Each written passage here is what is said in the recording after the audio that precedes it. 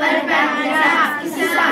فضا ویران ہے، گرمی کی شدت ہے زمانے میں، مگر مصروف ہے بیچار دہقاں ہل چلانے میں، دل مجروح ہے امید کی تابانیوں والے، کڑکتی دھوپ میں تپتی ہوئی پیشانیوں والے، یہی دہقاں جلاتے ہیں جو ہل بنجر زمینوں میں، چراغ آرزو سے دل ہے روشن ان کے سینوں میں، یہ وہ انسان ہے دامان مشقت میں جو پلتے ہیں، جہاں سوتا ہے اور یہ آبیاری کو نکلتے ہیں، برستے بادلوں میں کھیتیاں جب لہلہاتی ہے، تو ان کی آرزویں جھومتی ہے مسکراتی ہے، یہاں آتی ہے لے کر قسمت کا ساغداری کا، جہاں محتاج ہے ان کے پسینے کی کمائی کا،